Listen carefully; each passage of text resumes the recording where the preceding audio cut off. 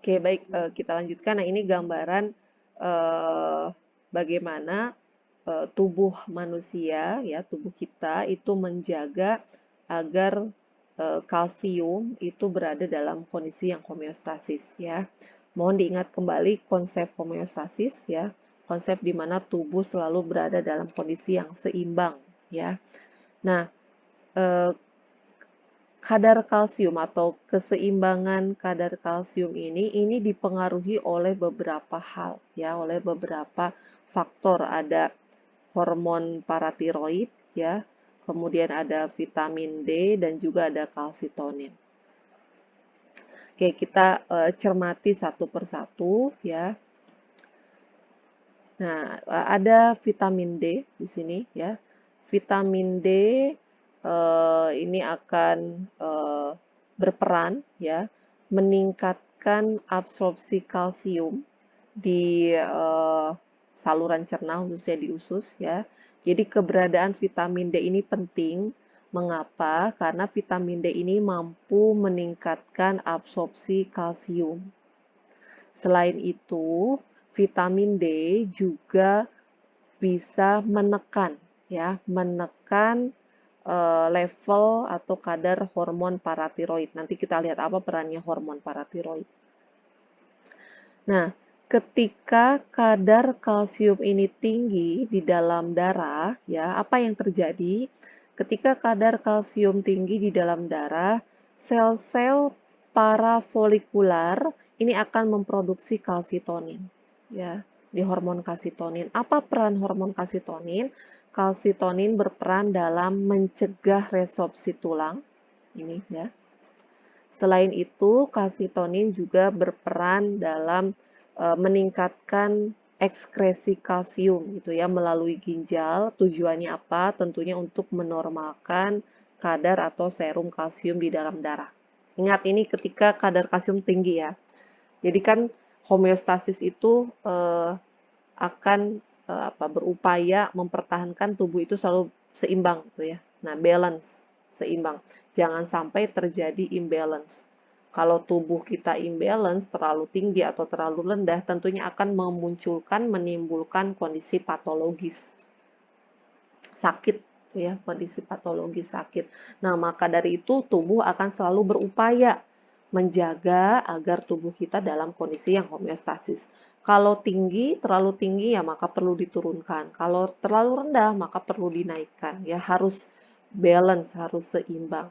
Nah, di sini adalah gambaran bagaimana tubuh kita menjaga kadar kalsium di dalam tubuh agar selalu berada dalam kondisi yang homeostasis dengan berbagai caranya, ya. Nah, kemudian bagaimana ketika kadar kalsium ini rendah di dalam darah? Maka secara otomatis tubuh akan bekerja dengan cara apa? Nah, ketika kadar kalsium rendah di dalam darah, maka akan secara otomatis menstimulus kelenjar paratiroid, ya, kelenjar paratiroid untuk merilis atau melepaskan hormon paratiroid PTH tadi, ya. Nah, apa perannya hormon paratiroid ini? Hormon paratiroid ini berperan untuk membongkar, ya, cadangan kalsium atau, ya, meresorpsi tulang tuh, ya.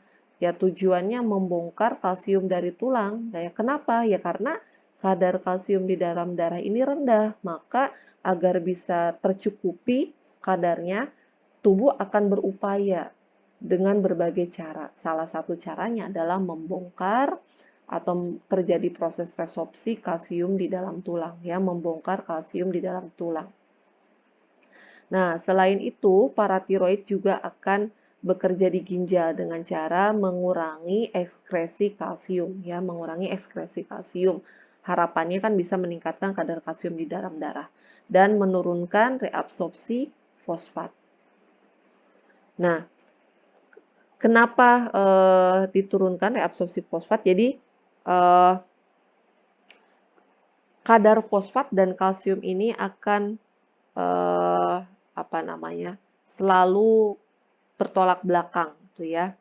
Ketika kadar kalsium tinggi di dalam darah, maka kadar fosfat akan turun. Sementara ketika kadar kalsium itu rendah di dalam darah, maka kadar fosfat akan dinaikkan. Tuh.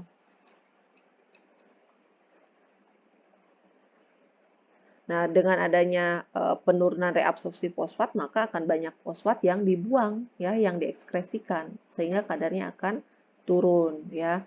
Tetapi hati-hati atau perlu dicermati pada penderita CKD, chronic kidney disease, ya, gagal ginjal kronis.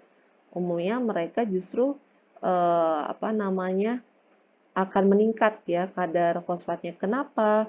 Karena pada kondisi gagal ginjal, pada pasien-pasien yang menderita CKD, ginjal gagal, ya, untuk mengekskresikan atau ginjal tidak mampu mengekskresikan fosfat, ya, sehingga fosfat tertahan, ya, di dalam darah, ya, sehingga kadar serumnya akan tinggi. Seharusnya fosfat itu ya ketika kadar kalsium tinggi, fosfat akan dibuang, akan lebih banyak diekskresikan oleh ginjal dan sedikit direabsorpsi. Bedakan ya, ada reabsorpsi, ada absorpsi, ada resorpsi. Maknanya akan berbeda. Ada ekspresi ya, ada sekresi, itu berbeda maknanya. Nah, ini gambaran bagaimana tubuh kita menjaga agar kadar kalsium ini tetap seimbang. Nah, ini juga akan berkaitan dengan pengobatan yang nantinya diperoleh pasien-pasien yang mengalami osteoporosis, ya. Ada obat-obatan yang berisikan kalsitonin. Nah, sekarang kita sudah paham bahwa kalsitonin ini perannya dia bisa menghambat resorpsi tulang, ya. Kemudian ada pemberian vitamin D. Kenapa pasien osteoporosis perlu diberikan vitamin D?